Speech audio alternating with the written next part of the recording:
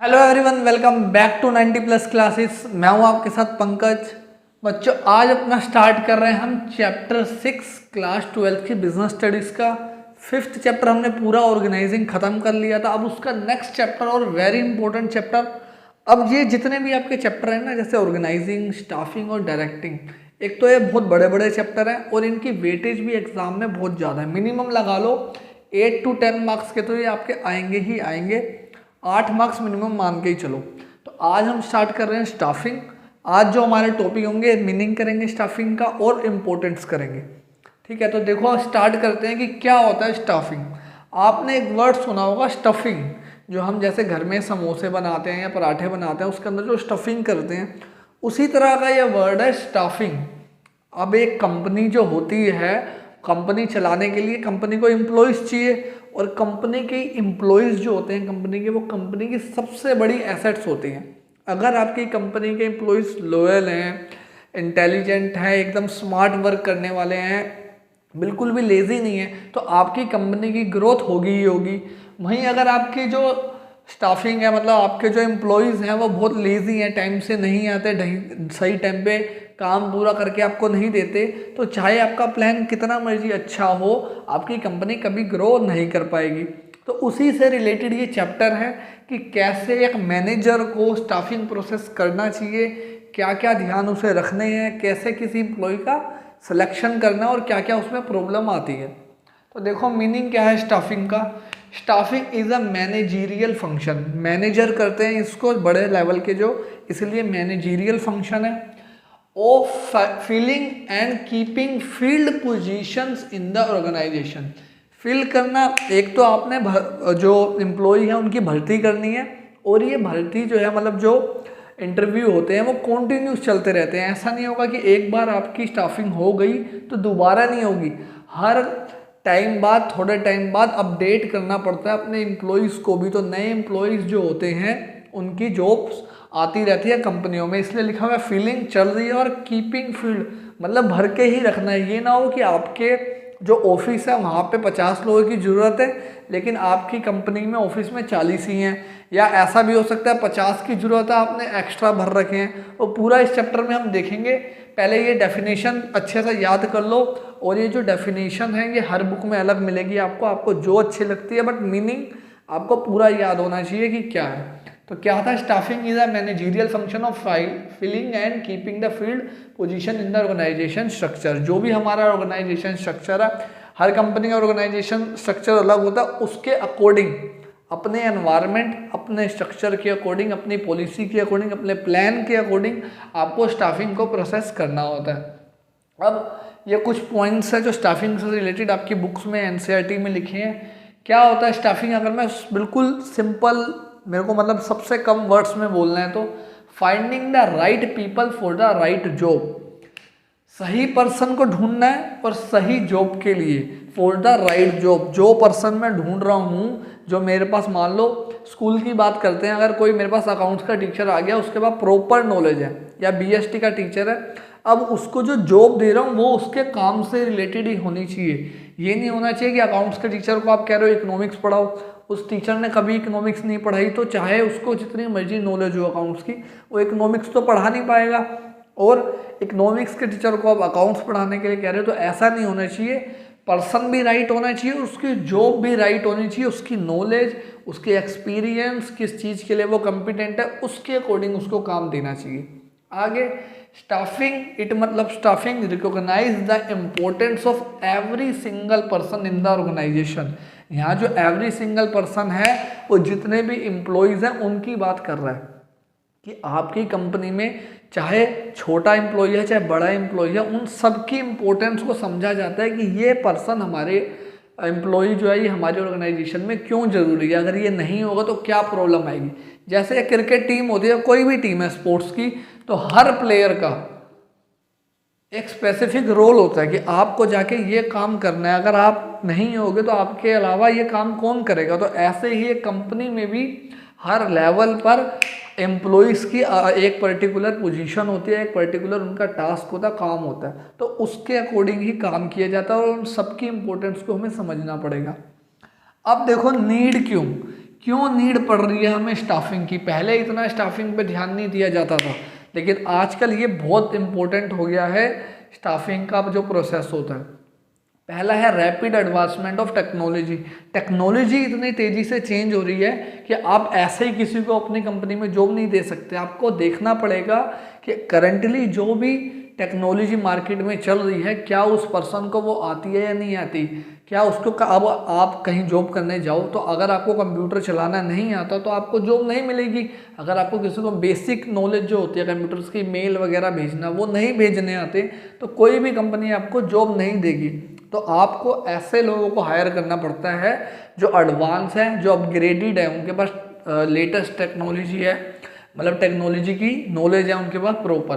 तो technology change हो रही है, इसलिए स्टाफिंग की ज़रूरत बहुत ज़्यादा हो गई है, ताकि जैसे ही ज़रूरत पड़े तो नई टेक्नोलॉजी वाले ऐसे लोगों को हायर किया जाए जिनके पास टेक्नोलॉजी की नॉलेज है। इसके बाद इंक्रीज साइज ऑफ ऑर्गेनाइजेशन आजकल इतनी ज़्यादा बड़ी हो गई है। एक ब्रांच, पहले क्या होता था एक देश की या एक स्टेट पे ही, एक एरिया में किसी की दुकान होती थी। आजकल ब्रांचेस खुल गई हैं, एक ब्रांच अलग अलग जगह पे, पूरी दिल्ली, दिल्ली से फिर इंडिया, इंडिया से बाहर इंटरनेशनल बिजनेस हो गए, एमएनसी हो गई है। अब जो कंपनी, मान लो KFC ले लेते हैं, अब इंडिया में भी KFC है, बाहर के देश में भी है, लेकिन जो बाहर के देश का एनवायरनमेंट और इंडिया का एनवायरनमेंट है अलग है। तो इंडिया के एनवायरनमेंट के अकॉर्डिंग स्टाफिंग करनी पड़ती है उनको। यहाँ पे उनको ऐसा हिंदी बोलने वाला एम्प्लॉय चाहिए होगा जिसे हिंदी आती हो। अगर वो इंग्लिश वाला ही बोलेगा तो कस्टमर से डायरेक्टली बात नहीं हो पाएगी, मतलब सही से कन्वर्सेशन नहीं हो पाएगी उनके बीच में। तो इसलिए साइज़ इतना ज़्यादा इंक्रीज़ हो रहा है। अब इंडिया की बात करो, आप इंडिया की जो ज्योग्राफी है वो हर जगह पे आप देखोगे लैंग्वेज अलग है, तो हमें स्टाफिंग उसी के अकॉर्डिंग करनी पड़ती है। और एक इसमें और प्रॉब्लम आती है, साइज़ इतना ज़्यादा, एम्प्लॉय इतने ज़्यादा हुए हैं, उनको ढंग से मैनेज करना कौन मैनेज कर पाएगा, वो भी स्टाफिंग के अंदर ही आता है। ऐसे एम्प्लॉयज़ होने चाहिए जो पूरा एरिया मैनेज कर पाए। थर्ड है complicated behaviour of human beings. आजकल ह्यूमन बिहेवियर को भी अच्छे से देखा जाता है कि आपके जो एम्प्लॉयज़ हैं वो किस चीज़ से मोटिवेट हो रहे हैं और किस चीज़ से मोटिवेट नहीं हो रहे। एक डिपार्टमेंट आपने सुना होगा जिसको बोलते हैं HR डिपार्टमेंट, अभी आगे इस चैप्टर में भी आएगा। ह्यूमन रिसोर्स डिपार्टमेंट ये होता है, इनका काम यही होता है, मेन जो स्टाफिंग का प्रोसेस है वो ह्यूमन रिसोर्स वाले ही करते हैं, HR वाले ही करते हैं, और यही इनकी सैलरी देते हैं। तो इंटरव्यू भी यही लेते हैं। तो अब ह्यूमन बिहेवियर, सबका बिहेवियर अलग अलग है, सबकी नीड अलग अलग है। तो इस तरह से मोटिवेट करना अपने एम्प्लॉयज़ को कि वो जो कंपनी का गोल है उसको अचीव करें, और उनको डायरेक्शन देना सारा। वैसे तो डायरेक्शन वाला तो डायरेक्टिंग चैप्टर से रिलेटेड है, बट HR का काम ये बहुत ज़्यादा होता है देखना। तो कॉम्प्लिकेटेड बिहेवियर हो गया ह्यूमन का समझने के लिए। हर एक ऑर्गेनाइजेशन में क्या हो गया, पहले तो आपके एरिया के पर्सन होते थे, अब इंडिया में मान लो मुंबई में कहीं पे जॉब है, ऑफिस है मतलब किसी कंपनी का, वहाँ पे इतने सारे हैं, मतलब इंडिया के हर स्टेट के लोग काम कर रहे हैं। अब सबका बिहेवियर अलग अलग है। दिल्ली से जो पर्सन गया उसका बिहेवियर अलग होगा, जो पंजाब से है उसका बिहेवियर अलग होगा, जो साउथ से है उसका बिहेवियर अलग होगा। तो ह्यूमन बिहेवियर को समझने के लिए भी स्टाफिंग बहुत सोच समझ के करनी पड़ती है कि ये पर्सन हमारी कंपनी में सर्वाइव कर पाएगा, मैनेज कर पाएगा या नहीं कर पाएगा। ये था स्टाफिंग का मीनिंग और नीड और कुछ पॉइंट्स। अब करते हैं स्टाफिंग की इम्पोर्टेंस।